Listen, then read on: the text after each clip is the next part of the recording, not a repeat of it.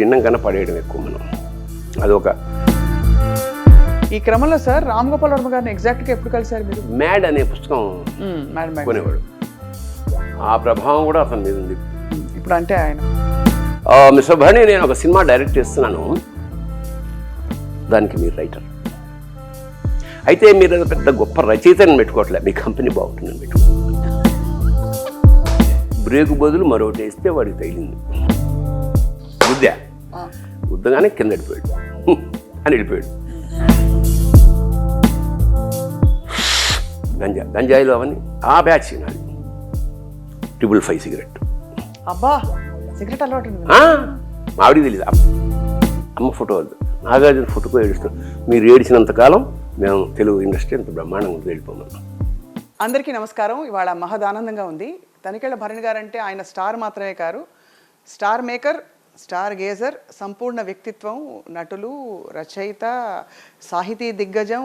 పద్యం అంటే ఆయనకి ఇష్టం, భాష ఆయనే, భావం ఆయనే, హాస్యం ఆయనే, అలాగే దుఃఖము ఆయనే. అండ్ ఏ హావభావాలు మనం అన్నీ ఊహించుకుంటామో మన పరిధికి కూడా అందని అన్ని భావాలు శివుడు సాక్షాత్కరించిన ప్రతిరూపంలో ఆయన ప్రతిరూపం. తనికెళ్ళ భరణి గారికి స్వాగతం చెప్దాం. సార్ నమస్కారం.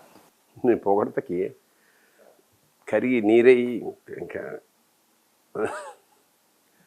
సరే, మన పాత పరిచయం కాబట్టి సరే, నీ పొగడతని క్షమిస్తున్నాను సార్. ధన్యవాదాలు సార్. ఇది అక్షరాల మేము పొగడతగా కాదు, మనసులోంచి చెప్పిన మాట. మీకు జన్మదిన శుభాకాంక్షలు ఫస్ట్ ఆఫ్ ఆల్. తల్లి ఓ 50 ఉంటాయి సార్ మీకు? ఇంకా కావాలంటే వేసుకోవచ్చు సార్. నేనేమన్నా ఆడపిల్లన 67, 68లోకి ప్రవేశం. అసలు అంటే మీలోని జీవం అలా ఉప్పొంగుతుంటే 67, 28 అసలు దరిదాపుల్లో కూడా అనిపించదు. మీరు ఎప్పుడు యూతే. అంటే మనస్సు శరీరం ఏముందిలే, వస్తాయి. ఇప్పుడు ఇది నల్లగా ఉండేది, తెల్లబడింది, ఇంతకుముందు ఇవి లేవు, ఇప్పుడు వచ్చాయి. ఇందులో సెట్ కాదు కానీ ఆడపదడప ఎక్స్టెన్షన్స్ ఉన్నాయి. సో శరీరం, మన మనసు ఎంతైనా యవ్వనంలో ఉండొచ్చు కానీ శరీరం కష్టం కదా, ఉండకూడదు కూడా.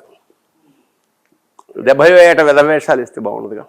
వెధవేషాలు అంటే ఏమిటో ముందు వర్ణిస్తే చెప్తా సార్. వేషములందు పలు రకములు గరువు, ఉత్తముళ్ళా కనిపించే వెధవ, వెధవలా కనిపించే ఉత్తముడు, వెధవలా కనిపించే వెధవ, ఉత్తముళ్ళా కనిపించే ఈ లాస్ట్ వాళ్ళు తక్కువ ఉంటారు. సో మీరైతే క్లాస్ ఈ 4లో ఏ దాంట్లోనే ఉంటాం మనం. అదే తప్పకుండా సార్. అంటే ఉత్తముళ్ళా కనిపించే వెధవ, వెధవలా కనిపించే ఉత్తముడు, వెధవలా కనిపించే వెధవ, చూసుకోక్కర్లేదు నువ్వు, ఉత్తముళ్ళా కనిపించే ఉత్తముడు. మొత్తానికి సార్, అంటే వీడు ఉత్తముడు వెధవ అంటే మన జీవితం మనం అవలోకనం చేసుకుంటే, మీరు ఈ 67 సంవత్సరాల్లో మీరు చేసుకున్న మంచి పనులు కానీ, మీరు అనుకున్నవి, మీరు ఎప్పుడైనా అలా ఆత్మావలోకనం చేసుకుంటారు? ఎందుకు చేసుకోను? ఇలా పరోపకార రెండే ఫిలాసఫీ. ఏ మతమైనా మానవత్వానికి ఒక సంకేతంగా ఉండే రెండే లైన్లు: పరోపకారాయ పుణ్యాయ, పాపాయ పరపీడనం.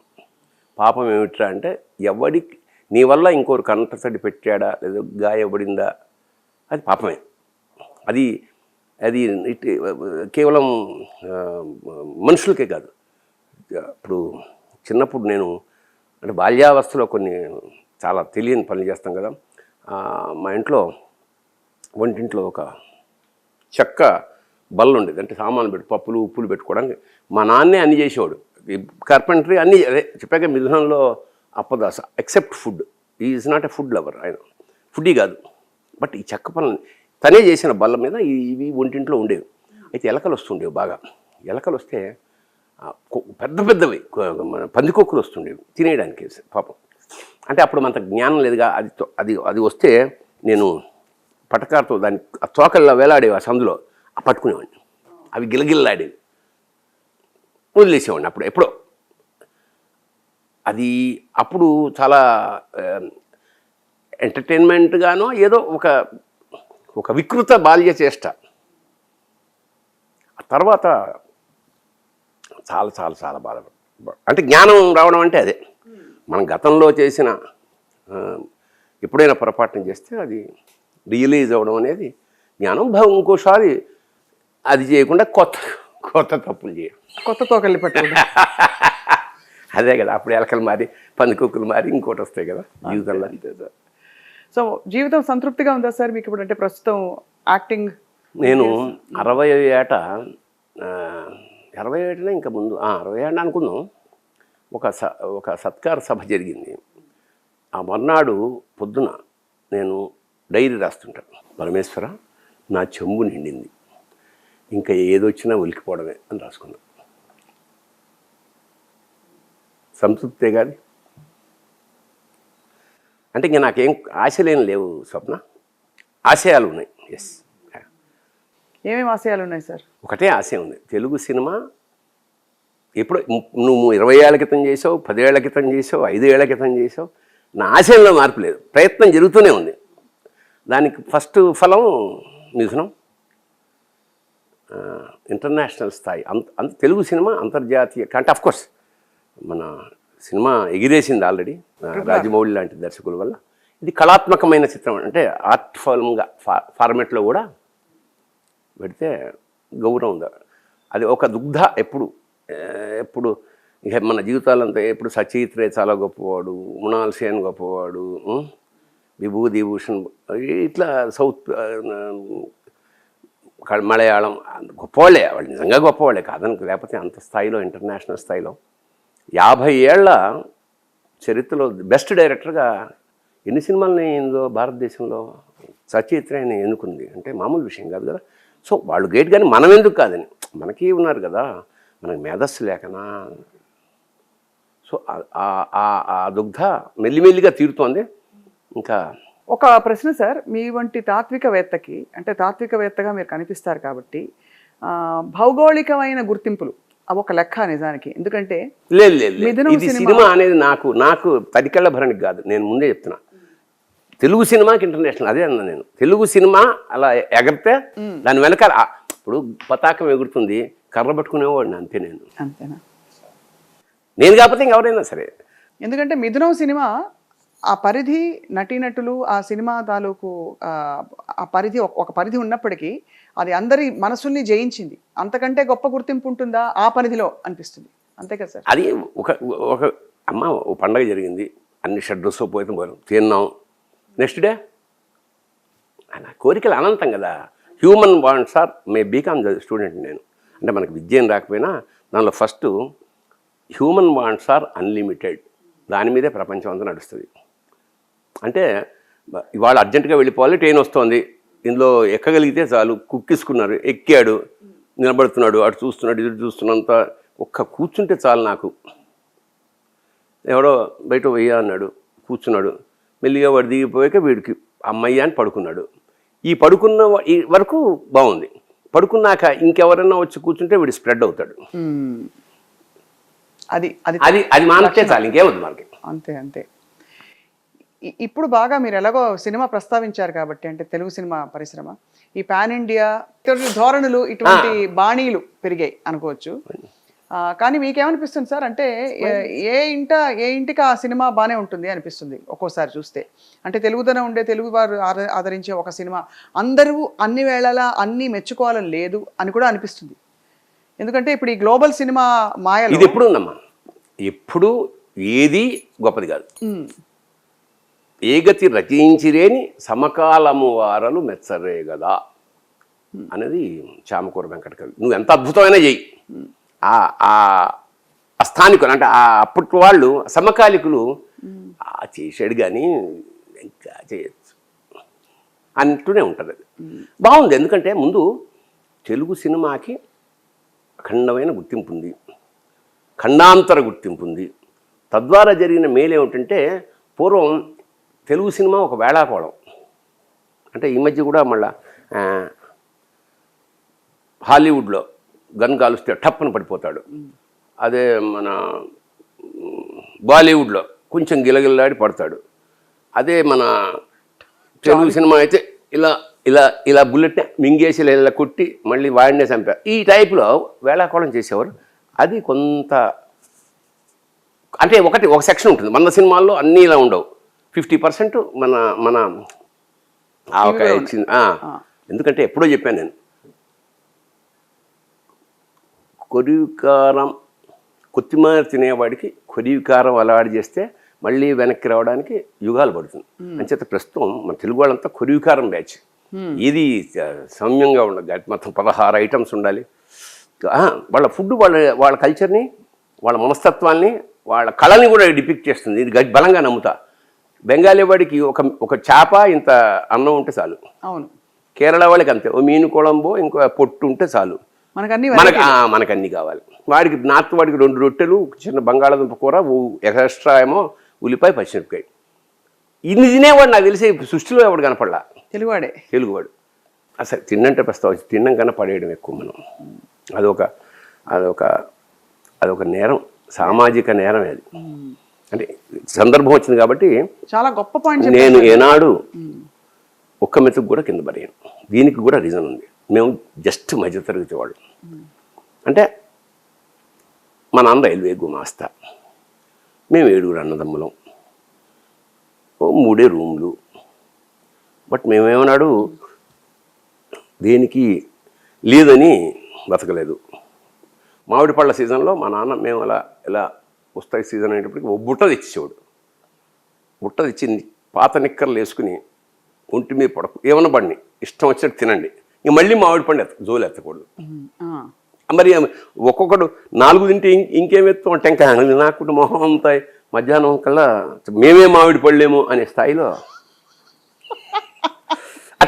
అట్లా మేనేజ్ చేసేవాడు పంపడం. లేకపోతే వారానికి ఒకసారి తేలాడు, కష్టం. ఆయన చెప్పిన చాలా గొప్ప ఫిలాసఫీ ఏంటంటే, ఎప్పుడైనా అన్నం పిల్లలు కాబట్టి అప్పటికి మా ఇంట్లో ఇంకా ఆ సాంప్రదాయం ఉండేది. ఏమిటి, పొద్దున్నే సద్దనం ఒకే కంచంలో కలిపి అందరికీ ముద్దలు పెట్టడం. ఎవడు పెద్దవాడైతే వాడు పెడుతూ పెద్ద ముద్ద వేసేయడం, అంతే కదా. అంటే మళ్ళీ వాళ్ళందరూ రౌండ్ అయ్యే వరకు నవ్వుతూ ఉండాలి కదా. అప్పుడు మా నాన్న చెప్పిన మాట ఏమిటంటే, ఒరే మీ కంచాల చుట్టూ పడ్డ బతుకులు ఏవైతే ఉన్నాయో అవి ఎంత గొప్ప అంటే, మనని కాపలాగాస్తున్న సైనికులకి ఇలాంటి మెతుకులు వారానికి ఒకసారి కూడా దొరకవు. ఎంత గొప్ప ఫిలాసఫీ. అంతే, దట్స్ ఇంకా అలాగా అయితే నేను అలా కింద పడేయను. ఎవరన్నా పడేస్తుంటే ఫస్ట్ బాధపడి కుదిరితే వాళ్ళకి చెప్తాను. అలా మారిన వాళ్ళు కూడా ఉన్నారు. దువాసి మోహన్ సగం తిని సగం పడేసేవాడు. మరి సగమే తినరా, పడేయడం ఎందుకన్నా. ఆ రొట్టె తినాలనుకో, ఆ చివర్లు చింపేసి అవసరం పడేసేవాడు. మెత్తటి మధ్య భాగమే తినేవాడు. మారాడు. మంచిదే కదా. ఇప్పుడు 100 మంది చెప్తే ఉన్నా అంటే ఏం లేదు, ఇది పెద్ద ఇంత ఉద్బోధం కాదు. పైగా ఫిలాసఫీ ప్రపంచాన్ని మార్చేవి కాదు, చాలా మౌలికమైన సింపుల్ థింగ్స్ అండి. మనం చాలా తేలిగ్గా ఎక్కువ ఎంజాయ్ చేయొచ్చు. మరి ఈ వేస్టేజ్ అనేది పారేయడం నచ్చని మీరు ఇప్పుడు మీరు చిత్ర పరిశ్రమని ప్రస్తావించి వచ్చిన టాపిక్ కాబట్టి, చిత్ర పరిశ్రమలో మనకి ఎక్సెసివ్గా ఉండడం అలవాటైపోయింది అనే ఒక అంటే బాగా ఆర్భాటం చేయడం, ప్రధానికి అవసరం లేకపోయినా ఖర్చు పెట్టి దాన్ని స్థాయి పెంచడం. సినిమా దాకా ఎందుకు, మధ్యతరగతి వాళ్ళ పెళ్ళి ఎలా జరుగుతున్నాయి ఇప్పుడు. పెళ్ళి ఎప్పుడో జరుగుతుంది, ఫోటోషూట్తో ఆరంభం వాడి జీవితం. మధ్యతరగతి ఇల్లు అమ్ముకుంటే తప్ప ఆడపిల్ల పెళ్లి చేయలేదు. పూర్వం చాలా బెంగగా ఉండేవాడు కదా. ఇప్పుడు రిచ్ వాడు మధ్యతరగతిగా మారాలంటే ఒక పెళ్లి చేస్తే సార్. సినిమా ఎట్లా లింక్ చేస్తే సినిమా ఉంది, ఇదే సేమ్ సినిమా అంటే ఇట్ రిఫ్లెక్ట్స్ ఎవ్రీవేర్ కదా. మీకు మీరు కూడా ఒక దర్శకులు కాబట్టి అనిపిస్తుందా అంటే ఇంత అవసరమా, ఇది లేకపోతే మనకి అనిపిస్తుంది. నేను పాటిస్తాను కూడా.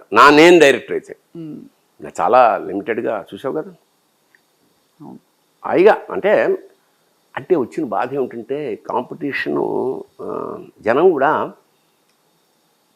మా హీరో సినిమా ఇంకా ఇలా ఉండాలి, ఇంకా అలా ఉండాలా అనే ఒక ధోరణికి అలవాటు పడ్డారు. కాబట్టి ఇప్పుడు ఏముంది, ఇప్పుడు నాకు ₹1 కోటి సినిమా అన్నాడు, తీశాను. 10 కోట్లు తీస్తాను నేను. 10 కోట్లు ఇచ్చినప్పుడు నేను ₹1 కోటి స్థాయిలో తీస్తే వాడు ఒప్పుకోడు కదా. 10 కోట్ల స్థాయిగా తీయాలి కదా. సో అది ఇట్స్ కాంపిటీషన్. ఇప్పుడు ఫర్ ఎగ్జాంపుల్ మీకు సీన్లో చీపురు కట్ట కావాలంటే ఖర్చు పెట్టి పెద్దగా చూపించాలని బంగారంతో చీపురు కట్ట కొనుక్కుంటారు కదా. కొనుక్కోం, కానీ దానికి బంగారంతో అయ్యేంత ఖర్చు తేవచ్చు. ఎట్లా అంటే ఈ రాజస్థాన్లో ఉండే చీపురు కట్ట కావాలయా అన్నాం షాట్ పెట్టి. వాడు రాజస్థాన్ వెళ్ళాలి, లేదా ఈ రాజస్థానీ కొంపలు ఎక్కడో షాపులన్నీ ఎతకాలి. అప్పటివరకు షూటింగ్ అయిపోయింది. అది వచ్చేటప్పటికి ఈ సాయంత్రం లాస్ట్ ఇవాళ లేట్ అయిపోయిందండి, ఇంక ఈ సాయంత్రం వేళ లైట్ పోయాక ఏమి ఉంచుతారు దరిద్రం కూడాను అని మన్నాడు. చాలదు చీపురు కట్టే దానికన్నా బంగారం అట్లా ఖర్చు అట్లా అవుతుంది అన్నమాట. సార్ మీరు ఎప్పుడు మధ్యతరగతి జీవితం చాలా ఇష్టపడతా అని చెప్పారు, ఇప్పుడు కూడా అలాగే అంటారు. మీరు మొదటి 4 చక్రాల వాహనాన్ని ఏమంటారు సార్ తెలుగులో? కార్. అదే కార్. ఓకే, నేను ద్విచక్ర వాహనానికి చతుశ్చక్ర వాహనాన్ని ఎప్పుడు కొన్నారు సార్? సినిమా సినిమాలోకి వచ్చాక ఇండస్ట్రీ. మా ఇళ్ళు మా వంశంలో ఎవరు కొల్ల కారు కొండం. అప్పట్లో కారు కొండం, విమానం ఎక్కడం అవన్నీ కలలు. రైలు ఎక్కడమే మాకు ఓ పెద్ద డ్రీమ్. వెళ్తుంటే ఆ కిటికీ పక్కన కూర్చుని అప్పట్లో బొగ్గు రైల్లో కంట్లో అవి పడి ఓ నలుపుకుంటుంటే వీడిని పంపించేసి ఇంకోని పంపించి ఇట్లా అదే కల కదా. అందుకని ఏమిటంటే మేము తీరే కళ్ళలే కన్నాం, ఎక్కువ పెద్ద పెద్ద కళ్ళ కనలేదు. అందుకని హాయిగా ఉన్నాను నేను నా మటుకు. నేను పెద్ద అంబిషన్స్ ఏం లేవు టు బీ ఫ్రాంక్. అయితే అప్పుడు మనకి కారు ఎక్కడమే గొప్ప అయిన క్రమంలో మనం ఎలా కొంటాం, ఇక్కడికి వచ్చిన తర్వాత, ఇండస్ట్రీకి వచ్చిన తర్వాత ఒక్కసారి కారు కొనక్కర్లేదు, కారు కొన్నాక అంత నెలకింత కట్టుకోవచ్చు అన్నప్పుడు ఫస్ట్ ఎలాంటి కారు కొందాం అని ఒక ఇదైనప్పుడు నాకు రామోజీరావు గారు వైట్ కార్లో చూశాను. ఉంటే అలాంటి కారు కొనాలి అనుకున్నాను. ప్రీమియర్ 18 అనుకుంటా. అవును, ఆ రోజుల్లో అది కొన్నాను. కొన్నాళ్ళు డ్రైవింగ్ కూడా నేర్చుకున్నాను. పక్కన ఎవడు లేకుండా పొద్దున్నే ఒకసారి ఇలా రౌండ్ కొడుతున్నాను. పాల క్యాన్లు అన్నీ పోసేసి ఒక స్కూటర్ మీద వస్తుంటారు కదా యాదవులు, వాడిని గుద్దాను యూసుఫ్లో ఫట్మని. అంటే ఇంకా నాకు రిజిస్టర్ కాలేదు. ఏబీసీ అంటే యాక్సిలేటరు, బ్రేకు, క్లచ్. బ్రేకు బదులు మరొకటి వేస్తే వాడికి తగిలింది. గుద్దగానే కింద పడిపోయాడు. పాలు ఒలికిపోవాలి, ఎందుకంటే పోసి వచ్చేస్తున్నాడు. ఒలికిపోతే ఇంకోలా ఉండేది సిచ్యుయేషన్. వాడు లేచి ఇలా దగ్గరికి వచ్చి నాకే చూసి, అరే నువ్వా అన్న, ఇప్పుడు నేర్చుకుంటున్నావే కారు అని వెళ్ళిపోయాడు. నన్ను సినిమాలో గుర్తుపెట్టాడా? అట్లా. సో మీలో మీరు ఈ ద్రాక్ష రుద్రాక్ష అనే ప్రస్తావన గతంలో కూడా వచ్చింది. మీరు ద్రాక్ష రుద్రాక్ష 2 ఏ కోణం మిమ్మల్ని డామినేట్ చేస్తారు? రెండిట్లో మీరు, ఎందుకంటే ఏ చోట ఉంటే అక్కడ మీరు ఒక పూర్తి మాస్ సెట్టింగ్లో అలాగే ఉండాలి కదా అంటున్నా. ఇప్పుడు నువ్వు ఎక్కడికో పల్లెటూరుకి వెళ్ళి ఆ అట్మాస్ఫియర్లో ఎంజాయ్ చేసినప్పుడు మనం దిగాలి. ఫిలాసఫీ మాట్లాడే వాళ్ళందరి దగ్గర సైలెంట్గా ఉంటూ మనం కూడా వాళ్ళకి వచ్చినంత మనం మేధ, ఎందుకంటే మౌనంగా ఉంటే చాలా ఇంటెలిజెంట్ అనుకుంటారు కదా. అలాగే సిచ్యుయేషన్కి తగ్గట్టుగా మారడం అనేదే జీవితం కదా. Life is the greatest compromise. సుఖపడదలుచుకుంటే ఇప్పుడు ఆడపిల్ల విషయం తీసుకుందాం. ఎక్కడో పుట్టి ఎక్కడో పెరిగి ఎక్కడో సడన్గా ఎవడో అనామకుడు ఇన్ సెన్స్ వాడు ఎవడో తెలియదు, టక్కున పెళ్ళయింది. ఏ ధైర్యంతో వెళ్ళాలి? ఇప్పుడు వాడి జంషెడ్పూర్ అంటాడు, మనం ఎక్కడో మియాపూర్ని ఉన్నాం. ఏం చేయాలి? వెళ్ళాలిగా. వెళ్ళినప్పుడు ఎంతమందిని వదిలేయాలి? తల్లిదండ్రులని, కుటుంబాన్ని, పుట్టిన పరిసరాలు, స్నేహితుల్ని, అట్మాస్ఫియర్ని, అనుభూతులు అన్నీ అలా మూటగట్టి అవతల పడేసి వెళ్ళాలి. వాడు మంచివాడు కాదు, వాళ్ళ మామ ఇంత మీసాలతో అమ్మ బాగున్నావు అంటే వీడు ఎలాంటి వాడు బాగుండదు. ఇంత కొత్త ప్రపంచంలోకి ఎంటర్ అయినప్పుడు ఎంత కాంప్రమైజ్. ఇన్నాళ్ళు ముడుపు గట్టిన తన సమస్తము అసలు అనామకుడు ముందు అలా దారిపోయడం కన్నా కాంప్రమైజ్ ప్రపంచంలో లేదంటున్నాను. దారుణమైన కాంప్రమైజ్ సార్. అవును, కరెక్ట్. అంటే అది అన్నీ సవ్యంగా జరిగితే ఫెంటాస్టిక్. అలాంటి జీవితం మేము ఇండస్ట్రీకి వచ్చినప్పుడు కూడా కొత్త పెళ్లి కూతురులాగా ఇండస్ట్రీకి వచ్చాం. ఎవరన్నా ఫుల్ అండ్ వైట్ వేసుకుని వస్తే గబుక్కుని లేచి నిలబడేవాడిని. అంటే ప్రొడ్యూసర్ అర్థమయ్యా సార్? చెప్తా, అదే పంచి. లేచేవాళ్ళం, వాళ్ళు మనని వాడు కూడా వినయంగా నవ్వంటే అబ్బో ఇంత బాగా ఉంటారా అని. తర్వాత ఎవడో ఇలా మాసిన గడ్డంతో ఫోన్ అదే అంటే పాపం ఎవడో వేరే వెతుకున్న వేషాలు వెతుకున్న. ఈ ఫస్ట్ వచ్చిన తెల్లవాడేమో మేకప్ మ్యాన్. అందరూ వైట్ అండ్ వైట్ వేసేవాళ్ళు అప్పట్లో. అదొక వీడు మేకప్ మ్యాన్, ఈయన ప్రొడ్యూసర్, గడ్డం బెంగగా ఉన్నాడే అతను ప్రొడ్యూసర్. మనం ఇతను లేచేవాడు అంటే అట్మాస్ఫియర్. సో ఎవరికి లేవాలి ఎవరికి వద్దని తెలుసుకోవడానికి లోపల మన సినిమా అయిపోతుంది. ఈ క్రమంలో సార్ రామ్ గోపాల్ వర్మ గారిని ఎగ్జాక్ట్గా ఎప్పుడు కలిసారు మీరు? గతంలో చెప్పారు కానీ అదే వర్మ నాగా అక్కడ చెన్నైలో ఉన్నప్పుడు పిలిచారు వాళ్ళు. అప్పుడు ఇతను కాదు, శివనాగేశ్వరరావు కోడైటరు, అన్నపూర్ణ వాళ్ళు తీస్తున్నారు మన శివ. అన్నపూర్ణ వాళ్ళు నాగేశ్వరరావు గారితో సినిమా తీస్తున్నారు వాళ్ళు. అదనమాట. డైరెక్టర్ తరణి డైరెక్టర్, కోడైటర్ ఈయన. అన్నపూర్ణ స్టూడియోస్ వాళ్ళ ఆఫీస్ అక్కడ ఉంది, ఎల్డమ్స్ రోడ్ ఎక్కడో. నన్ను పిలిచారు రచయితగా.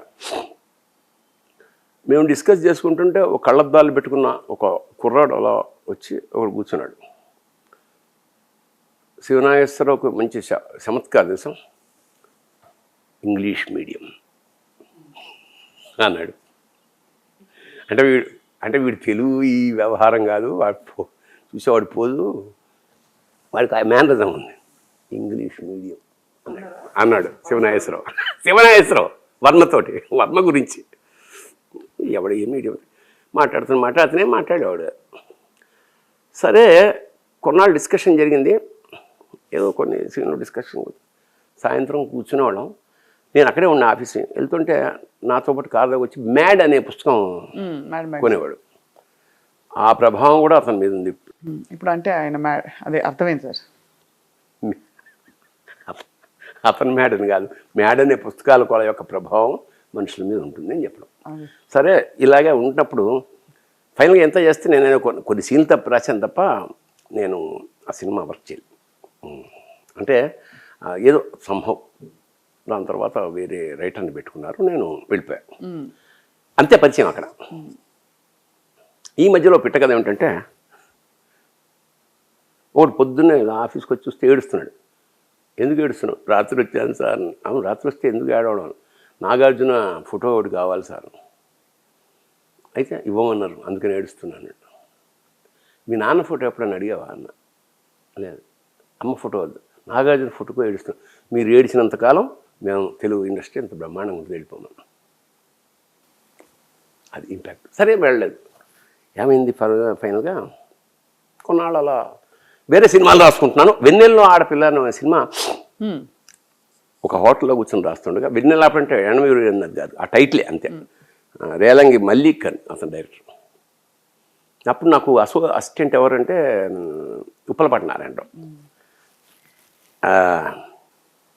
ఫోన్ వచ్చింది, అన్నపూర్ణ స్టూడియోలో వాళ్ళు రమ్మంటున్నారండి మిమ్మల్ని, కొత్త సినిమా ఏం చేస్తున్నారు, కారు పంపిస్తారు.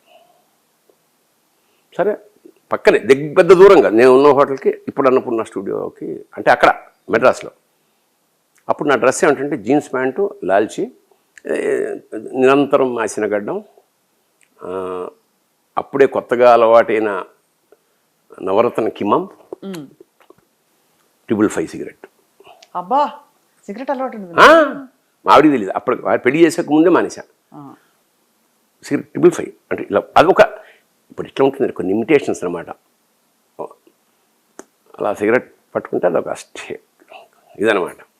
అలా కిళ్ళి నవ్వుతూ మధ్య మధ్య ఆగి అన్నీ చెప్పకుండా మధ్య మధ్య అంటుంటే అదొక షూ. ఏమిటో దేనా పిచ్చా.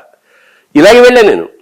ఎందుకు రైటర్ పిస్తే ఉంచుకోలే. ఆ స్థాయిలో వెళ్ళేటప్పటికి సరే వెళ్ళేప్పుడు సిగరెట్ కూడా పడేసి ఇంకా చివర పాన్ తాలూకా నాలుగుతో రాక్కుంటూ వెళ్ళేటప్పటికి మన వాడు కనపడాడు, రామ్ గోపాల్. మిస్టర్ భరణి, ఇదేంటి ఇంతకుముందు ఏదో లాంగ్ షాట్లో అసిస్టెంట్ డైరెక్టర్ కూడా కాదు కదా, రండి. అతను తమాషాగా మిస్టర్ భరణి రండి అంటే ఫస్ట్ ఏమో ఏకవచనం ఉంటుంది, తర్వాత అంతా బహువచనం. వెళ్ళినా పెద్ద టేబుల్ ముందు కూర్చున్నాడు. నిర్మాతలు కూర్చోవాల్సిన కుర్చీలో అతను కూర్చున్నాడు, సామాన్యులు కూర్చోవాల్సిన కుర్చీలో నేను కూర్చున్నా ఇటువైపు. చెప్పండి, చెప్పు రాము. మరి అప్పటికి చెప్పుయేగా రాము, ఇప్పటికీ నేను ఏకవచనంగానే.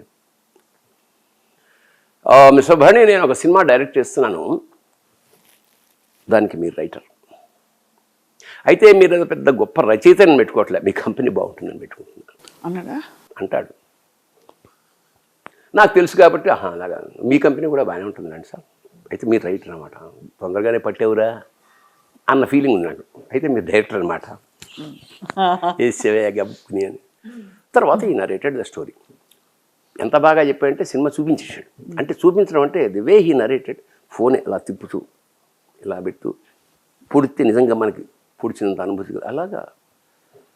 సరే అంతా బాగానే ఉంది. తర్వాత ఒప్పుకున్నాం, సినిమా రాశాం, 1 వర్షం రాశాను. అప్పుడు నేను చెన్నైలో ఉండేవాడిని. ఇక్కడ అన్నపూర్ణ స్టూడియోలో సినిమా స్టార్ట్ అయింది. చాలాసార్లు చెప్పిందే మళ్ళా. సరే నాకు నేను అర్జెంటుగా అక్కడికి వెళ్ళిపోవాలి మార్నింగ్ ఫ్లైట్లో. ఆ స్క్రిప్ట్ అందించలేకపోయాను. సివిఎల్ నరసింహారావు నా మిత్రుడు ఉన్నాడు. ఒరే చిన్న ఉపకారం రా, ఇది ఒక ప్లాస్టిక్ కవర్లో పెట్టి తడిచిపోకుండా తీసుకెళ్ళి వర్మగారి ఆఫీస్ అక్కడ అన్నపూర్ణలో వర్మకి ఇచ్చేయండి. నేను మార్నింగ్ ఫ్లైట్కి వెళ్ళిపోయాను. అప్పుడు ఈ ఫోన్లు సార్ నేను పంపిస్తున్నాను మీరు ఏం లేవు కదా, వెళ్ళిపోయాను. అంతే. ఖచ్చితంగా మళ్ళీ ఫోన్ లేదు, ఎవరు నన్ను పిలవలేదు. ఎప్పుడూ ఎక్కడో వేరే లొకేషన్లో మదనపల్లిలో ఏదో షూటింగ్ చూస్తుండగా ఒక యాడ్ శివ అని, నా పేరు లేదు, తీసేసారేమో అనుకున్నా. అప్పుడు శివనాగేశ్వర ఒక కోఆర్డినేటర్ చేశా ఫోను. ఏంటి శివ మొదలైంది? అవును నేను లేనా అన్న. మరి లేవు కదా, ఎందుకు అన్న. నువ్వు హైదరాబాద్ వచ్చాక మాట్లాడు, మన చెన్నై వచ్చాక మాట్లాడు. చెన్నైకి వచ్చాక మాట్లాడు. ఏంటే శివ అంటే, ఏం లేదు ప్రాబ్లం ఏమో తెలియదు, సడన్గా వేరే వాళ్ళని పెట్టుకుని రాయించేశాడు. అయినా ఈ ఊళ్ళో ఉన్నాడు ప్రస్తుతం, చెన్నై నుంచి రేపు మార్నింగ్ ఫ్లైట్కి వెళ్ళిపోతున్నాడు. కుదిరితే ఒకసారి ఫోన్ చేసి తప్పే ఉందన్నాను. తప్పే ఉంది నాదే ఉంది, మళ్ళీ రెస్పాన్స్ లేదు. మళ్ళీ ఫోన్ చేశాను. మిస్టర్ భరణి సినిమా రేపు ఓపెనింగ్ ఉంటుంది కదంట. అవును అన్నాడు. నేను ఎందుకు లేను సార్ అన్న. ఎక్కడున్నారు మీరు అని. నేను మా ఇంట్లో ఉన్నానండి. అవునా, నేను ఈవినింగ్ ఫ్లైట్కి వెళ్ళిపోతున్నాను, బిఫోర్ దట్ నేను వస్తాను, అడ్రస్ చెప్పేసి. అప్పటికి ఈ గూగుల్ లేదా. మా ఆవిడ పుట్టికి వెళ్ళింది, నేను ఒక్కడే ఉన్నాను ఇంట్లో. అనుకున్నట్టు వచ్చాడు 1 గంట ముందు. ఎస్ మిస్టర్ భరణి అన్నాడు. అంటే ఏమీ జరగనట్టే కూర్చున్నాడు. ఒక ఇలా తక్కులు ఉండేవి, కింద పరుపులు ఉండేవి. నాకు ఎప్పుడు పరుపులు ముందు కూర్చోవడం ఇష్టం. అరుణ ఇక్కడ శ్రీదేవి ఫోటో ఉంది వెనకాల, ఇక్కడ క్యాలెండర్ అనుకుంటా బహుశా. ఫస్ట్ కూర్చుంటూనే శ్రీదేవి ఫోటో బా శ్రీదేవి తీయాలి, ఎప్పుడైనా తీయాలి బండి, ఇవి తీయాలి. ఇప్పుడేంటన్నా టీ కావాలన్నాడు. నేను లేబా ఎందుకు అన్నాడు. మా ఆవిడ లేదా, నేనే పెట్టాలను. సరే పెట్టు, టీ తాగాడు. చెప్పాడు ఎందుకు లేదా, ఏంటి ఏం లేదా. ఏం లేదు మిస్టర్, ఆ స్క్రిప్ట్ ఎవరి చోట పంపించేవాటి నాకు, నువ్వు ఇవ్వాలి కదా నాకు పర్సనల్గా. అది థర్డ్ పర్సన్తో పంపడం నాకు సట్ అని చేత అది ఆ స్క్రిప్ట్ బాగానే ఉంది కానీ అది నచ్చలేదు. నాకు చెప్పలేదే ఎవరన్నా. అది నాకు తెలియదు, నేను వద్దనుకున్నా అంతే. ఓకే సార్, పైగా ఈ కథ అంతా నువ్వు రవికిషోర్కి వాళ్ళందరికీ చెప్పావు. అంత కథ ఉందా సార్ అందులో? అంత కథ ఉందా అందులో అలా అన్నాడు. ఆయనకి ఇదో అలవాటు ఉంటుంది, ఏమిటంటే బాక్సర్ అతను ఇలా కొట్టుకున్నాడు.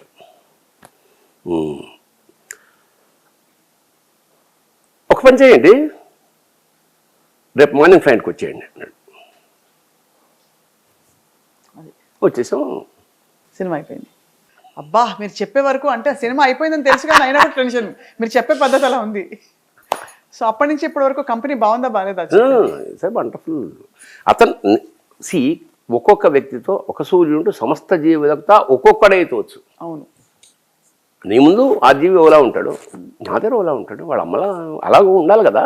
నాకు కంఫర్టబుల్గా ఉంటాడు, ఇంటలెక్చువల్గా ఉంటాడు, ఫ్రెండ్లీగా ఉంటాడు. నిరంతరం అతను వేరేవి ఏం చేసినా నాకు గౌరవించే స్థితిలోనే ఉంటాడు. మేమిద్దరం ఫస్ట్ టైం పెడుతున్నప్పుడే ఆయన రాండ్ చదివారా? నేను ఇంగ్లీష్లో చాలా తక్కువ అండి, ఒకవేళ చదవడం మొదలెడితే అది చాలా టైం పడుతుంది, బట్ చదవండి మంచిది, ఇట్స్ డిఫరెంట్ థింగ్. అట్లాగా ఈ సినిమాని కొంచెం సౌండ్ ఎఫెక్ట్స్తో చేద్దాం అనుకుంటున్నాను. సౌండ్ ఎఫెక్ట్స్ అంటే జీవితంలో చాలా ఇంపార్టెంట్ అయిన విషయాన్ని సినిమాలో మర్చిపోతాం భరణి. మీరు ఒక్కసారి కళ్ళు మూసుకుని, మనం ట్రావెల్ చేస్తున్నాం కదా, మొత్తం సౌండ్లు వినండి, వెళ్ళేదాకా తర్వాత కళ్ళు అన్నాడు. నో సౌండ్ అంటే నోటీస్ అంటే focus on every sound which you listen. అలా కళ్ళు మూసుకొని గుర్రపు సకలింపులు, కార్లు, సైకిళ్ళు, అమ్మేవాడి కేకలు, ఈ 1,00,000 సౌండ్లు ఇన్నున్నాయి ఆ ప్రపంచంలో అనుకున్నాను. అంతే, అంత ఫోకస్గా ఉంటుంది అతన్ని. లేకపోతే అమితాబ్ బచ్చన్ ఇతని కోసం వెయిట్ చేస్తున్నాడంటే సాక్షాత్తు అమితాబ్ బచ్చన్ అంటే కుతుబ్ మినార్. ఆ మాట అనుకున్నాను అంటే ఈవి సత్యనారాయణ గారి సభను నేను కంపేర్ చేస్తున్నా, ఆయన అందరికి అవార్డ్స్ ఇవ్వాలి ఏదో అనాలి కదా. अमिताभ बच्चन जी आप जब खड़े होते तो आप कुतुब मीनार है, जब बैठे होते ना ताजमहल है అన్నారా? ఆయన పొంగిపోయి ఉంటారు అన్నాడు. అట్లా అది సార్ మీలో గొప్పదనం. మీరు రంజింప చేస్తారు, మనుషుల్ని సంతోషపెడతారు, మీకు తెలియకుండానే మీలో ఉన్నది. జీవన విధానం అదే కదా. తల్లి పిల్లని ఎప్పుడు ఆనందపడుతుందా అని చూస్తుంది కదా. కాకపోతే అప్పుడెప్పుడు పిల్ల అక్క అది ఉండదు, కానీ తల్లి నిరంతరం ఎలా సుఖపడుతుంది, ఎలా ఆనందపడుతుంది, ఇదే ధోరణి. ఒక పోయిటరీ రాశాడు, అరే చిన్నప్పుడు అన్నం తినకేడిపించావు, పెద్ద అయ్యాక పెట్టకేడిపిస్తున్నావు. గొప్ప గొప్ప జీవితం సార్ మీరు. అంటే ఇంతవరకు మీరు ఇలా ప్రతి క్షణం ఇలా ఆస్వాదిస్తున్నారు. అంటే మీరు నవ్వుతారు, నవ్విస్తారు, మీరు మళ్ళీ జోకేసి మీరే నవ్వుకుంటారు మళ్ళీ. అది గుర్తు చేసుకుని ఎంత గొప్ప జర్నీ సార్ మీది. సార్ ఈ జర్నీలో మీరు ఎలక తోక లాగడం మినహా తప్పులు చేశారని ఏమన్నా అనుకున్నారు? చేశారు, చాలా చాలా చేశారు. అంటే కొన్ని తెలిసి, కొన్ని తెలియక, కొన్ని భయంతో. అదేగా ఫస్ట్ హాఫ్ అంతా తప్పులు చేస్తాం, సెకండ్ హాఫ్ అంతా దిద్దుకుంటాం. ఇంకా లాస్ట్ 2-3 దిద్దుకునే లోపల తప్పులు చేస్తాం. ఇప్పుడు కూడా చేస్తాం. మనకి ఇష్టం లేని వాళ్ళని అవాయిడ్ చేయడానికి అబద్ధాలు ఆడతాం. వాడు ఒకవేళ ఆ సంబంధం మన వల్ల అయితే మనకు ప్రమాదేమో అని అవాయిడ్ చేస్తాం. అంటే ఇవన్నీ ఏమిటంటే మనం భయంతో చేసి మన మధ్యతరగతి తలక తప్పులు చేస్తాం. సార్ పొందికైన ఒక కుటుంబం నుంచి, ఒక కన్జర్వేటివ్ బ్యాక్గ్రౌండ్ నుంచి, మొదటి నుంచి శివుడు ఇలాంటి ఒక ధోరణి, ఆధ్యాత్మిక ధోరణితో మీరు లేదు మొదటి నుంచి కాదు, మొదటి నుంచి ఫ్యామిలీ అలాంటిది, నేను కాదు. మీరు తర్వాత అయిపోయారు అలా. చిచి మా అట్మాస్ఫియర్ ఎప్పుడైనా సరే నీకు ఎక్కడ పుట్టావు అన్నది కాదు, ఎక్కడ పెరిగావు అనే దాని మీద నీ ఇన్ఫ్లుయెన్స్ ఎక్కువ ఉంటుంది. నేను పుట్టిన రైల్వే క్వార్టర్స్లో సరిగ్గా 10 అడుగుల దూరంలో అమాల్ బస్తీ అని ఉండేది. హమాలీల తాలూకా గుడిసెలు. అక్కడ ఎలా ఉంటారు, వాళ్ళ ఎడ్యుకేషన్ లేకపోవడం, వాళ్ళ పనులు, దుర్మార్గాలు, దొంగతనాలు, అన్నీ అవి ఇవి కాదు. నేను ఒకసారి ఇంటర్వ్యూ ఇచ్చాను. ఒకవేళ నేను మా రాళ్లపల్లి గారు, మా గురువుగారు కనుక కలవకపోయినా, ఈ ట్రాక్ పోయకుంటే నేను ఒక ప్రసిద్ధ గుండా దుర్మార్గం అయ్యేవాడిని. అంటే ఆ లక్షణాలన్నీ మీకు ఉన్నాయి? అన్నీ అట్మాస్ఫియర్కి వెళ్ళిపోతే అన్నీ అలవర్చుకున్నాం కదా. ఖర్చులు బేసికలీ అది బాగానే ఎంజాయ్. ఇప్పుడు ఎట్లుంటుందంటే అంటే ఉంటుంది కదా సార్, అలవర్చుకునే తత్వం. కాదమ్మా, పేర్లు చెప్పకూడదేమో కానీ వెళ్తున్నాం, 4-5 వాళ్ళ ఈ సాఫిస్టికేటెడ్ బూట్లు టైల్తో నేను తిరిగేవాడిని కాదు. అంతా గంజాయిలు అవన్నీ ఆ బ్యాచ్ నాది. మేము పెడుతుంటే ఓ పాన్ షాప్ దాన్ని ఎవడో వచ్చి అన్నాక పాందే అంటే అది ఎంత గొప్ప విషయం అండి. నాకు ఎప్పుడు ఆశ్చర్యపోతుంది. ఒక పాన్ షాప్ వాడు 100 మంది వస్తారు, అన్నాకా పాందే, బాబీకా పాందే, బేటేకే పాందే, పైల్మాన్కా పాందే అంటే వాడు ఏం తింటాడో ఇటు కట్టేస్తాడు. మధ్యలో సిగరెట్లు ఇస్తుంటాడు, చిన్నపిల్లలు చాక్లెట్ ఇస్తుంటాడు. ఇన్ని పనులు అంటే ఒక శతావధానం జరుగుతుంది 1 గంటలో అక్కడ పాన్ షాప్లో. చాలా చాలా అంటే ఆశ్చర్యం అన్నమాట. మధ్యలో వాడు తింటూ ఉంటాడు, మాట్లాడుతుంటాడు, పెద్దవాళ్ళకి లేస్తే గౌరవిస్తూ ఉంటాడు, చిన్నవాళ్ళని ఎవడన్నా బీడీలు కాబట్టి అని టపటపట ఇచ్చేస్తాడు, డబ్బులు లెక్కడుతాడు, కరెక్ట్గా ఇస్తాడు. అదే ఒకసారి జాగ్రత్తగా పాన్ షాప్ మీద అలా కెమెరా పెడితే ఈజ్ ఇట్ హ్యూమన్లీ పాసిబుల్ అనిపిస్తుంది. ఒక కంప్యూటర్ ఇప్పుడు కాదు, ఇప్పటి నుంచో. నేను అమెరికాకి వెళ్ళా, పెడితే గబుక్కున మనం వెళ్ళిపోవాలని ఒక ముందు వచ్చి అది కింద పడేస్తుంది డన్ను. I cannot take all these people that time please అంటే ఇద్దరికి ఇవ్వడానికి గంట లెక్కెట్టేసుకుని కంప్యూటర్లో 2x2 2500 అంటే అదే చెప్తుంది. నో ఇట్ ఇస్ వీడి ఇలాంటి పాన్ షాప్. అది ఎంత గొప్ప అబ్జర్వేషన్ సార్ ఇది. ఇప్పటికెళ్ళి చూడండి నువ్వు. మనకి సహజ సిద్ధమైన తెలివితేటలు అలా ఇలా పాన్ రాస్తే ఆ ఎడ్జ్ కట్ చేస్తాడు.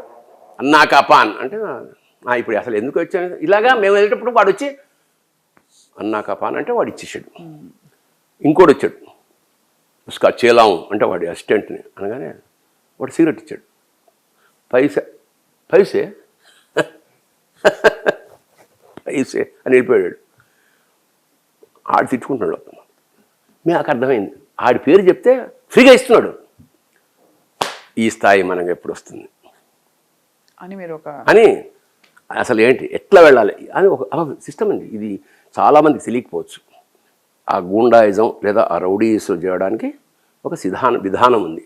ప్రపంచంలో ఫస్ట్ టైం నేను మీ టీవీ ద్వారా అందరికీ అప్పుడు అక్కడ ఒక 700 ఏదో ఒక నంబర్ ఉండేది.